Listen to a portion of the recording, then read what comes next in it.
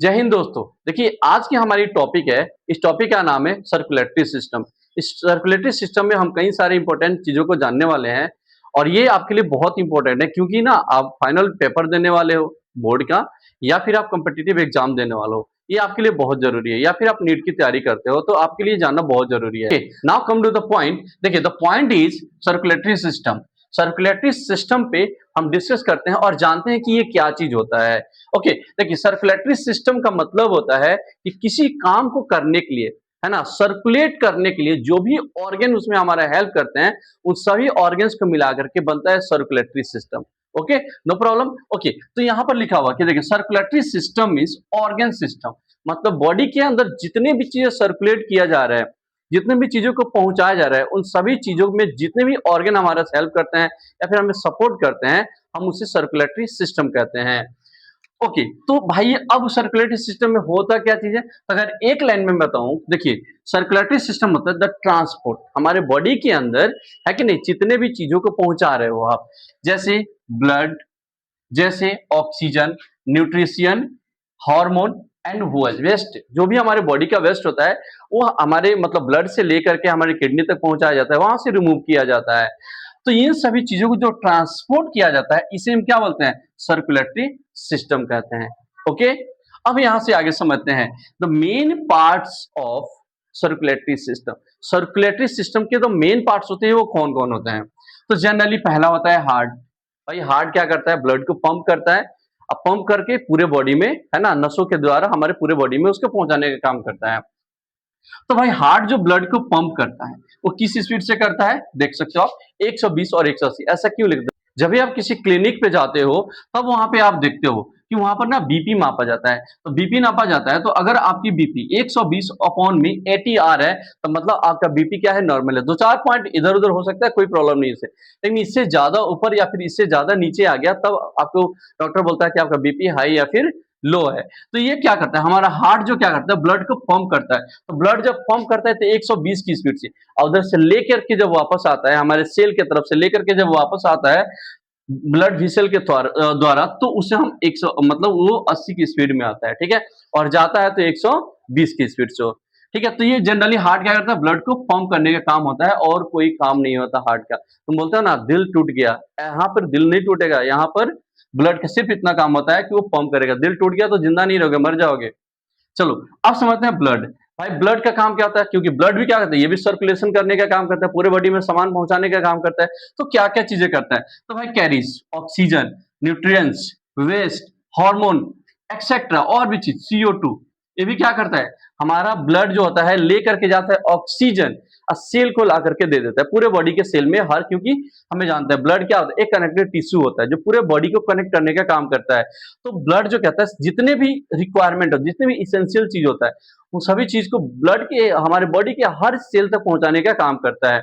और वहां से वेस्ट चीज को मतलब वापस भी लेने का काम, लेकर के आने का इसी का काम होता है। तो ब्लड क्या करता है? Generally carries oxygen, nutrients, waste, उसके अंदर CO2 मतलब carbon dioxide gas and hormones and etcetera, और भी चीजें होती हैं जिनको पूरे बॉडी में लेकर के जाना, उधर से लेके वापस आना, ये ब्लड का काम होता है। ठीक है, तीसरा होता है ब्लड वेसल। लेकिन ब्लड वेसल जस्ट अ वे, ये ट्रांसपोर्ट करने का काम नहीं करता है, सामान पहुंचाने का काम नहीं करता है, ये सिर्फ रास्ता होता है। इसीलिए सर्कुलेटरी सिस्टम के जनरली मेनली दो पार्ट होते हैं, एक होता है हार्ट और दूसरा होता है ब्लड।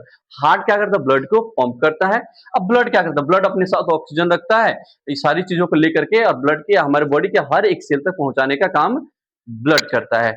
अब हम आगे जानने वाले हैं इसके बारे में कि भाई ब्लड जो होता है, ये ब्लड क्या क्या काम करता है, ब्लड किन चीजों से मिलकर के बना हुआ है, इन सारी चीजों के बारे में जानेंगे इस वीडियो में।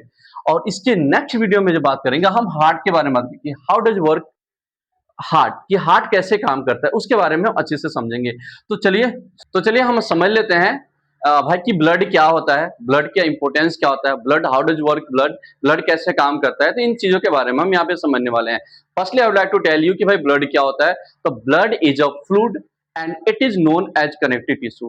भाई ये क्या होता है? यह एक कनेक्टिव टिश्यू होता है और एक लिक्विड या फिर फ्लूइड सब्सटेंस होता है कि नहीं है? तो इसके बारे में और भी चीजें समझेंगे। This is only the first part, and second part में हम इसके बारे में और भी चीज जानेंगे।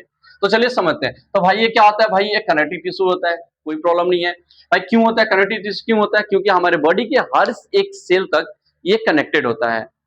और इसका पीएच लेवल कितना 7.4 होता है। इसका पीएच लेवल कितना होता है 7.4। कितना 7.4 पेपर में पूछा जाता है। तो कॉम्पिटिटिव एग्जाम वाले बच्चे या फिर आप फाइनल एग्जाम की तैयारी कर रहे हैं तो उसके लिए आप प्लीज इसको माइंड करना, याद रखना है। अच्छा, उसके बाद में जितना ज्यादा पीएच लेवल उतना ही बेसिक बेसिक फॉर्म बनेगा, और जितना 7 से नीचे आएगा वो उतना ही एसिड फॉर्म में जाएगा। और न्यूट्रल जो फॉर्म होता है वो 7 होता है। तो अगर पीएच लेवल किसी भी चीज का 7 है तो वो न्यूट्रल है, मतलब कोई प्रॉब्लम नहीं है। लेकिन थोड़ा सा ज्यादा जाएगा, इसीलिए ये क्या होता है 7.4 होता है हमारे ब्लड का पीएच लेवल। अगर कहीं कट गया और उसको थोड़ा टेस्ट करना चाहोगे, पीने मत लग जाना, थोड़ा टेस्ट करना चाहोगे तो क्या हो जाएगा, थोड़ा सा नमकीन लगता है। ठीक है, याद रखना। तो सुनिए आप ध्यान से। और ह्यूमन बॉडी में ब्लड जो होता है वो कितना होता है? तो ह्यूमन बॉडी में जो ब्लड होता है 5 से लेकर के 6 लीटर तक होता है। ये तो एक फॉर्म है। लेकिन अगर आपका टोटल वेट का जितना भी वेट होगा, है ना, तो इस वेट का 7% आपके बॉडी के अंदर ब्लड होता है। अगर मान लो कोई आदमी 100 केजी का है तो उसके शरीर में क्या 6 लीटर ही होगा मैक्सिमम? नहीं, उसके वेट का कितना 7% टोटल उसके बॉडी में क्या होता है, ब्लड होता है। तो ये भी एक चीज याद रखना है। अच्छा, अब ह्यूमन बॉडी में जो होता है मेल भी होती है और फीमेल भी होती है। तो इनमें क्या होता है दिक्कत, देखिए समझना ध्यान से। अगर मेल है तो 5.5 से लेकर के 6 लीटर तक क्या होता है, ब्लड होता है किसके अंदर, मेल के अंदर। लेकिन अगर वही कोई महिला है ना, फीमेल है, तो उसके बॉडी के अंदर 5 लीटर होता है। अब सवाल ये उठता है कि भगवान ने ऐसा अन्याय क्यों किया? भाई जानबूझ के अन्याय नहीं किया, क्योंकि देखिए समझिए यहाँ पे ध्यान से, एक नेचुरल है ये। क्यों नेचुरल आप लोग को पता ही है, लेकिन फिर भी आप थोड़ा बहुत समझाता हूँ, बाकी चीज तो आप समझदार हो। Lake of haemoglobin and iron, महिलाओं के अंदर जो आयरन और हेमोग्लोबिन की कमी होता है, क्योंकि हमें भी पता है भाई कि आयरन हेमोग्लोबिन बनाता है एंड हेमोग्लोबिन ब्लड बनाता है। एंड ब्लड का कलर रेड क्यों होता है? Because of haemoglobin. समझ में आया? तो भाई आयरन कम होगा तो हेमोग्लोबिन कम होगा, अगर हेमोग्लोबिन कम होगा तो भाई ब्लड भी तो कम ही होगा ना। तो इसीलिए महिलाओं में ना ये चीज की कमी होती है, हेमोग्लोबिन और आयरन। ठीक है, और इसीलिए उनके शरीर में ब्लड जो होता है कम होता है। समझ में आया? इसका मतलब कुछ और मत निकाल लेना भाई।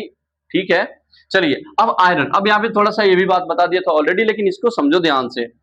आयरन क्या बनाता है? हेमोग्लोबिन बनाता है। हेमोग्लोबिन क्या बनाता है? डब्ल्यूबीसी, सॉरी आरबीसी, मतलब रेड ब्लड सेल बनाता है। ठीक है, तो क्वेश्चन कोई पूछेगा कि ब्लड का कलर रेड क्यों होता है, तो हेमोग्लोबिन की वजह से होता है। समझ में आया? ओके।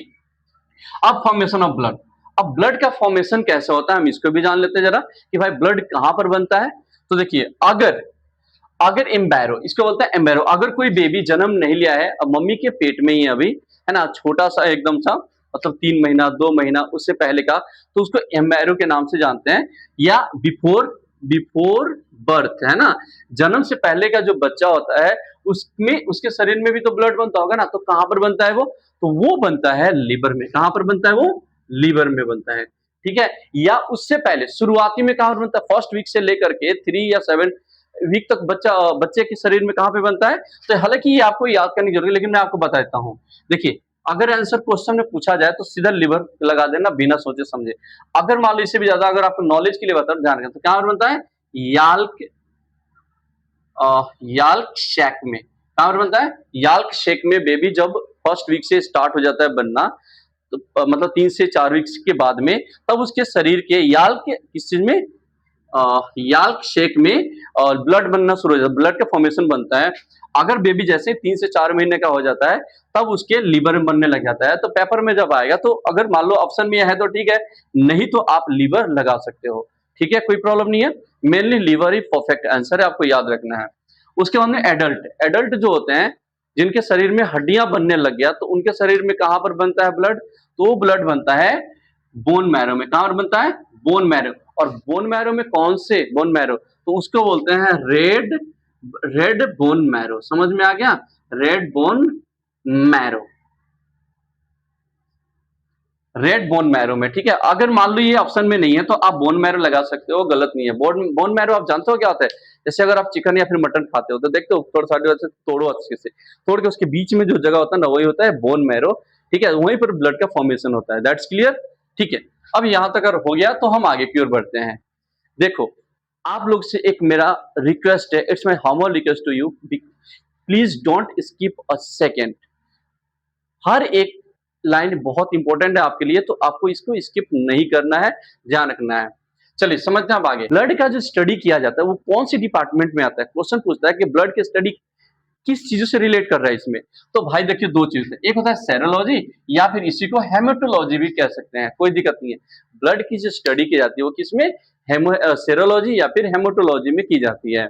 ठीक है, अब यहाँ पर थोड़ा सा और चीजों को समझ लेते हैं कि भाई जो ब्लड होता है, डेथ होने के बाद में जो ब्लड का डेथ होता है, ब्लड सेल जो डेथ करते हैं तो कहाँ पे जाकर स्टोर होता है, तो होता है स्प्लीन में, जिसको हम ब्लड बैंक या फिर ग्रेव यार्ड के भी नाम से जानते हैं। ग्रेव यार्ड का मतलब होता है कब्रिस्तान या शमशान घाट, है ना, आदमी जहाँ पर मर के जाकर के रुक जाता है। तो उसी तरह से ब्लड जो स्टोर डेड कर जाता है तो कहाँ पर चला जाता है, स्प्लीन में चला जाता है। ठीक है, चलिए अब इसके बाद में एक टॉपिक आता है हमारे सामने, कोलेस्ट्रॉल। भाई कोलेस्ट्रॉल क्या होता है, आपको बात पता है कोलेस्ट्रॉल क्या होता है? अच्छा, कोलेस्ट्रॉल क्या यूजफुल होता है कि सिर्फ हार्मफुल ही होता है? तो लोगों को बोल दो ना कि भाई कोलेस्ट्रॉल, तो बोले कोलेस्ट्रॉल बढ़ गया था, इसका मतलब क्या पहले भी शरीर में था ना कोलेस्ट्रॉल, लेकिन इसको नुकसान नहीं था, क्योंकि कोलेस्ट्रॉल का भी शरीर में होना जरूरी है, वो यूजफुल भी होता है, लेकिन अगर वो ज्यादा हो जाए तो हार्मफुल होता है। अब हम जानते हैं कि हार्मफुल आई मीन नुकसानदायक, और यूजफुल आई मीन हमारे उपयोग में कैसे है, हमारे लायक है, समझते हैं इसको, ध्यान से समझना। देखो कोलेस्ट्रॉल जो होता है जनरली वो कितना होना चाहिए, 2 मिलीग्राम पर डेसीलीटर, समझ में आया? अगर इतना है तो आपका बॉडी का जो कोलेस्ट्रॉल है वो नॉर्मल है, कोई प्रॉब्लम नहीं होगा आपको, बल्कि वो आपके लिए यूजफुल होगा। किस चीजों में, सेल मेम्ब्रेन बनाने में, सेल मेम्ब्रेन को रिपेयर करने का काम करता है। आप बोलोगे सर सेल मेम्ब्रेन क्या होता है, तो लेट्स सी, मान लो आपका ये सेल है, ठीक है, तो ये बाहर वाला आउटर लेयर जो होता है ना, आउटर लेयर वही होता है सेल मेम्ब्रेन, यही होता है आपका सेल मेम्ब्रेन, और ये इसके बीच में जो होता है इसको बोलते हैं न्यूक्लियस। क्लियर हो गया? और ये जो बाहर होता है ना, जो बाहर ये आउटर लेयर जो होता है ना, ध्यान से समझना, ये हो न्यूक्लियस, इसकी साइड में जो है ना इसको बोलते हैं न्यूक्लियर मेम्ब्रेन। क्या बोलते हैं? Nuclear membrane. और ये जो बीच में स्पेस खाली जो दिख रहा है इसको बोलते हैं साइटोप्लाज्म। That's clear? हालांकि मैं तो थोड़ा सा बता रहा हूं क्योंकि आपको यहाँ पर सेल की बात आ गया तो इसलिए। तो भाई सेल मेम्ब्रेन को रिपेयर करने का काम कौन करता है? कोलेस्ट्रॉल करता है, जो ये बाहर की जो जितना भी एरिया है इसको करता है। क्लियर? अब आगे क्यों समझते हैं, और क्या कहता है, ये हार्मोन फॉर्मेशन में मदद करता है। उसके बाद में कहता है बाइल सॉल्ट, बाइल सॉल्ट बनाता है, बाइल सॉल्ट जो हमारे डाइजेशन में काफी इंपॉर्टेंट रोल निभाता है, तो ये करता है। और किसके साथ मिलकर के मदद करता है? लीवर के साथ में। तो लीवर, जैसे लीवर को बाइल सॉल्ट बनाना होता है तो कोलेस्ट्रॉल को बोलेगा भाई आजा तेरा जरूरत है, और उसको तुरंत बुलाएगा, बोलेगा क्या काम है, बोले बाइल सॉल्ट बना, खाना खाए अभी, इसको डाइजेस्ट करना है, करा रुक रुक अभी बनाता हूँ मैं, क्योंकि स्मॉल इंटेस्टाइन ना उसके अंदर स्ट्रॉन्ग एसिड वाला फूड जाएगा तो डाइजेस्ट ही नहीं करेगा। तो बोलेगा हाँ ठीक है मिला, इसमें बाइल सॉल्ट मिला, अब तब जा करके ये आएगा और ये लीवर क्या करेगा, बाइल सॉल्ट बनाता है, और फिर वो दे देगा किसको, फूड को, और फूड में मिला के फिर उसका डाइजेशन कंप्लीट हो जाता है। तो उस चीज में कोलेस्ट्रॉल मदद करता है। लेकिन लेकिन लेकिन अगर ये बढ़ गया, इससे ज्यादा बढ़ गया, तब क्या करेंगे, तब क्या दिक्कत होता है, तो भाई आपको आ जाएगा हार्ट अटैक। आपके दुश्मनों को आए हार्ट अटैक, भाई आपको क्यों आएगा? लेकिन अगर ये कोलेस्ट्रॉल बढ़ गया तब क्या हो जाएगा, ये आपको हार्ट अटैक आ सकता है, बीपी हाई हो सकता है, या फिर स्ट्रोक, स्ट्रोक भी हो सकता है ना। अब बोलोगे सर स्ट्रोक क्या होता है, ये भी समझाता हूं मैं। डिसेल ब्लॉकेज आ सकता है ना, बोलते हैं ना कि इस आदमी के कभी यहाँ पे दर्द रहता है, इतना दवाई लगाए, वहां पे ब्लड में ब्लॉकेज आ गया है, तो ये भी दिक्कत, कहीं आपके नसों के अंदर ब्लॉकेज आ जाता है, तो ये किसके, कोलेस्ट्रॉल बढ़ने की वजह से। अब वो कोलेस्ट्रॉल होता क्या है ये भी तो जानना जरूरी है। तो कोलेस्ट्रॉल होता है एक चिपचिपा पदार्थ जो ब्लड के साथ मिल करके कहीं भी जाकर के रुक जाता है, स्टोर हो जाता है, समझ में आ गया, और वहां पर ब्लॉकेज कर देगा, हार्ट में ब्लॉक कर देगा तो आदमी को हार्ट अटैक आ जाता है।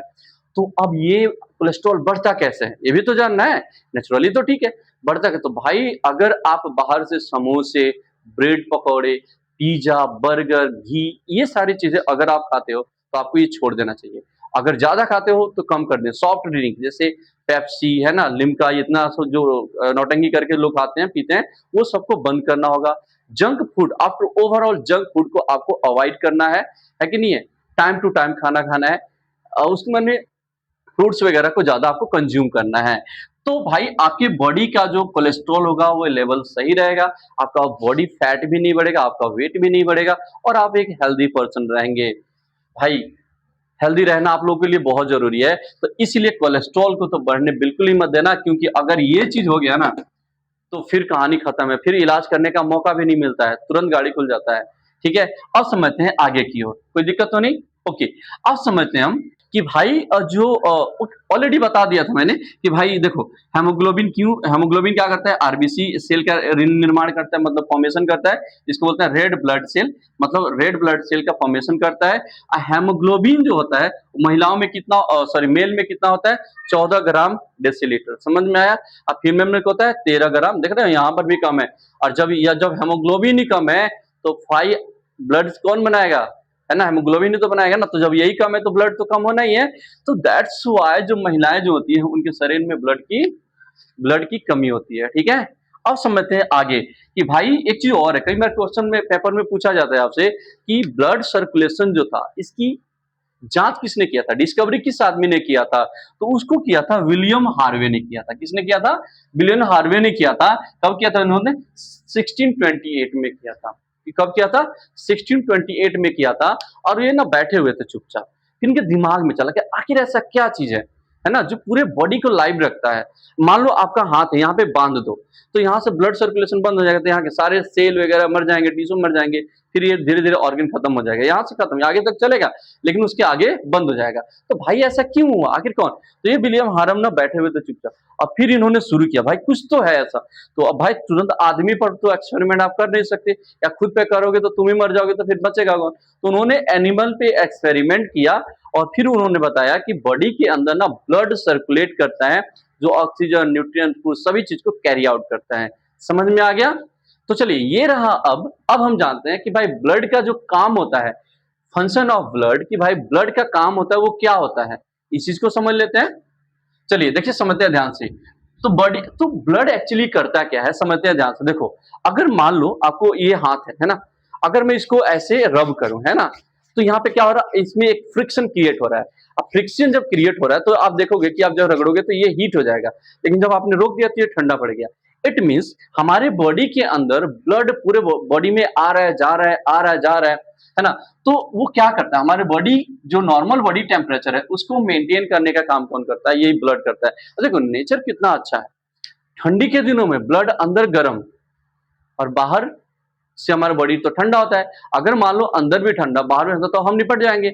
उसी तरह गर्मी में अंदर से जब हमारा ब्लड होता है वो ठंडा होता है, मतलब नॉर्मल टेम्परेचर से थोड़ा कम होता है, और बाहर से हम गर्म रहते हैं, है ना, बाहर से बॉडी हमारा टेम्परेचर गर्म रहता है। तो देखो नेचर ने डिसाइड किया, अगर मान लो बाहर भी गर्मी और अंदर भी था तो हम कहानी हमारा खत्म हो जाएगा। लेकिन नेचर ने जो इसको डिसाइड किया, काफी बड़ा साइंटिस्ट थे वो भगवान। चलिए, तो ये ब्लड जनरली क्या काम करता है भाई, बॉडी टेम्परेचर को मेंटेन करके काम करता है। हमारा बॉडी का नॉर्मल टेम्परेचर कितना होता है, 37 डिग्री सेल्सियस, या मैं इसको अगर फ़ारेनहाइट में लिखना चाहूं तो ये लगभग हो जाता है 97.5,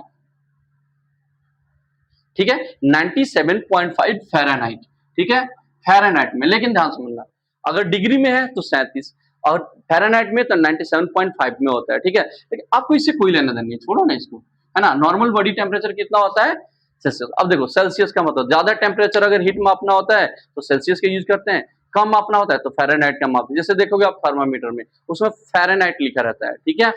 चलिए अब समझते हैं भाई और क्या है, ये ट्रांसपोर्ट न्यूट्रिएंट्स, हम जो भी खाना खाते हैं उस चीज से जो भी चीजें हमें मिलती है वो कौन कैरी आउट करता है, हमारे हर ब्लड सेल तक कौन पहुंचाने का काम करता है, तो भाई ये ब्लड ही करता है।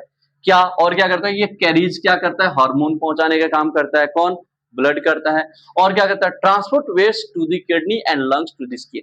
भाई ये क्या करता है कि भाई ट्रांसपोर्ट करता है, किस चीज का ट्रांसपोर्ट करता है भाई, तो भाई वेस्ट का, वेस्ट मतलब जो भी हमारे बॉडी के अंदर वेस्ट मटेरियल है उसको वो कहाँ ट्रांसफर करता है, किडनी को ट्रांसफर करता है, लंग्स को करता है, स्किन को करता है। कैसे समझते हैं, मान लो आपके ब्लड में या फिर किसी सेल में वेस्ट है तो ये उधर से आएगा और किडनी को दे देगा, बोलेगा लो, किडनी बोलेगा रुक रुक मैं इसको फिल्टर करता हूँ, उसको फिल्टर कर देगा। अगर मान लो उसके अंदर ज्यादा कोई वेस्ट वाटर है तो स्किन को दे देगा, तो स्वेटिंग हो जाएगा तो वो निकल जाता है। उसके बाद में गैस है, मान लो कार्बन डाइऑक्साइड गैस है, तो बोलेगा मेरा काम यहाँ पे नहीं है, लेकिन आगे आगे तो ये लेके के जाएगा ब्लड और किसको दे देगा, लंग्स को दे देगा। लंग्स उसमें से क्या करेगा, कार्बन डाइऑक्साइड गैस को बाहर निकाल देगा, है कि नहीं है। जो तुम सांस लिए हो फिर अंदर भेजेगा, और लंग्स के अंदर क्या करेगा, हेमोग्लोबिन बैठा रहता है, वो तुरंत ऑक्सीजन को ले लेगा और फिर क्या करेगा, ब्लड में मिला करके, और फिर वो लेकर के कहाँ पे चला जाएगा, बाकी हमारे बॉडी के पार्ट तक, सेल तक चला जाता है, ठीक है। तो हेमोग्लोबिन क्या करता है, कैरी आउट करता है किस चीज का, ऑक्सीजन का, लेकिन वो भी तो ब्लड ही है ना भाई। तो ब्लड क्या करता है भाई, वेस्ट मटेरियल को मतलब ट्रांसफर करता है भाई, जिसको जहां से रिमूव होना है वहां तक उसको पहुंचा देता है, ठीक है। अब आगे चीज, अब ये प्रोटेक्ट भी करता है हमें, कैसे, किस चीज से प्रोटेक्ट करता है भाई, बैक्टीरिया से फाइट करता है, वायरस से, इंफेक्शन से, कौन करता है भाई, तो ब्लड में होता है डब्ल्यूबीसी। इसके पार्ट वाले में इसको डिटेल में जानेंगे, फिलहाल आप इतना जान लीजिए कि ब्लड जो होता है ना, बीमारियों से लड़ने में हमारी मदद करता है, ठीक है, ताकि हमें तुरंत बीमारी ना हो, किसी को डेंजर बीमारी है तो हमें वो बीमारी लग ना जाए, है ना। तो वो चीजों में मदद करता है। और कौन सा ब्लड करता है, डब्ल्यूबीसी। कौन सा, डब्ल्यूबीसी। तो जिनके शरीर में डब्ल्यूबीसी अच्छा होता है वो थोड़ा बीमार कम पड़ते हैं, और जिनके शरीर में डब्ल्यूबीसी कम होता है तो वो थोड़ा जल्दी बीमार पड़ जाते हैं, झुनझुना जैसा हो जाते हैं, एकदम कहीं भी रहेंगे ऐसा लगेगा जैसे पता नहीं क्या हो रखा है इस आदमी को, है ना। थोड़ा सा धूप में घूम लेगा तो उसको सर्दी जुकाम लग जाएगा, ठंडी में घूम लेगा तो ऐसे, तो ये कॉमन उनको डिसीजेस तुरंत हो जाता है। लेकिन जिनका डब्ल्यूबीसी अच्छा होता है, I mean white blood cell अच्छा होता है, तो थोड़ा कम बीमार पड़ते हैं, तो उनको थोड़ा कोई दिक्कत नहीं होता है। वैसे गांव के बच्चे तो ऐसे स्ट्रांग होते हैं, उनको तो कोई बीमारी नहीं लगता है। चलिए, और क्या होता है, स्टॉप ब्लीडिंग। ये क्या करता है, शरीर के अंदर मान लो कहीं कट गया है ना, तो उसको क्लॉटिंग करके क्या करता है, उसको स्टॉप कर देता है। मान लो तुमको किसी ने कट गया, किसी चीज से कट गया, चोट लग गया, ब्लड आने लग गया, तो अगर ये ब्लड जो है ना, अगर ये नहीं होता तो भाई तुरंत ब्लड आगे क्यों निकल लेता रहता, तो ब्लड क्या करता है, क्लॉटिंग करने लग जाता है, मतलब वहां पर क्लॉट कर देगा उसको और वहां पर रोक देगा ब्लड को। समझ में आ गया।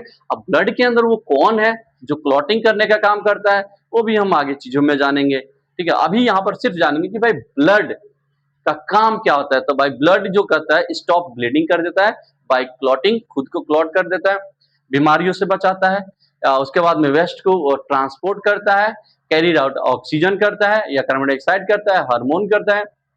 और ये ब्लड क्या करता है, बॉडी का हमारा जो टेम्परेचर है उसको मेंटेन करता है, नॉर्मल रखता है।